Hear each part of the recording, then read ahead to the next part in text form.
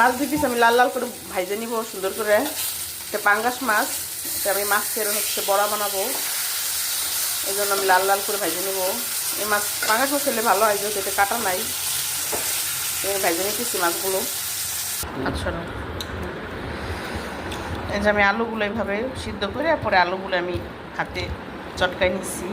এখন এই আলু মাছগুলো আমি কাটা বেছে নিব। এই মাছের তো বেশি কাটা নাই, আমি একটু কাঁটাটা বেছে তারপরে একসঙ্গে মিক্স করবো। পেঁয়াজ কুচি দিব, কাঁচামরিচ কুচি আর সব মশলা দিব, আদা রসুন বাটা। তো মাছটা আগে বাইছে নেই। এই যে আমার মাছগুলো আমি সব বাইছে নিছি, ভেঙে নিছি মাছ। আর এই যে তোমার আলু, এর মধ্যে এখন আমি সব মশলা দিয়ে দিব।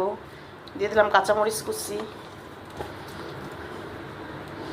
বড় মরিচ, তারপরে দিয়ে দেবো পেঁয়াজ কুচি,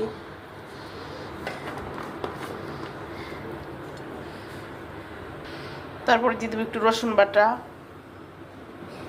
তারপরে দিব যে পরিমাণ মতো আদা বাটা, দিব স্বাদ মতো লবণ, তারপরে দিব মরিচের গুঁড়া,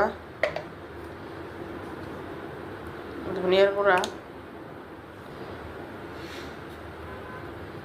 তারপরে দিব হলুদের গুঁড়া। সব মশলা আমি দিলাম। তারপরে দিব জিরার গুঁড়া। সব মশলা তোমার দেওয়ার শেষ। এখন দিয়ে দিব একটু লেবুর রস, যেহেতু এটা পাঙ্গাস মাছ, একটা কেমন একটা বাজে গন্ধ আছে, তো এই জন্য আমি সব কিছু দিয়ে এখন ভালো করে মিক্স করব। মাছ আর এই আলু আর মশলা তো সব দিছি, সুন্দর করে মাখাই নেই তাহলে।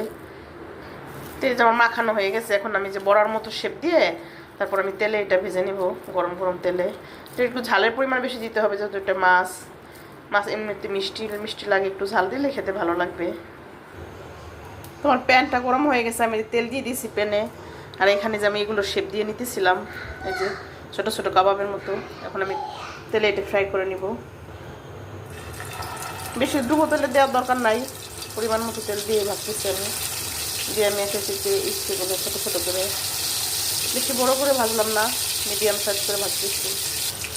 সেই আমি সব বড়াগুলো দিয়ে দিচ্ছি, একবারে দিয়েছি। এখন আমি একে একে সবগুলো ওই যে উল্টে লাল লাল করে ভাজে নিব। এই যে আমি এক পিঠ উল্টাই দিচ্ছি আমার বড়াগুলো। তো এই যে আমার মাছের বড়াগুলো হয়ে গেছে, অনেক সুন্দর হয়েছে, একদম লাল লাল করে আমি ভাজে নিচ্ছি। এটা গরম ভাতের সাথে খাইতে কিন্তু খুব টেস্ট। মাছের বড়াগুলো একদম ক্রিস্পি ক্রিস্পি করে ভাজছি আমি, সুন্দর হয়েছে। এই যে আমি একটা টিস্যুর মধ্যে উঠাই নিচ্ছি। এখন এটা আমরা আজকে খাবো গরম ভাতের সঙ্গে। খুব সুন্দর হয়ে গেছিল মাছের বড়াগুলো। তো সবাই ভালো থাকবেন, সুস্থ থাকবেন। আল্লাহ হাফেজ।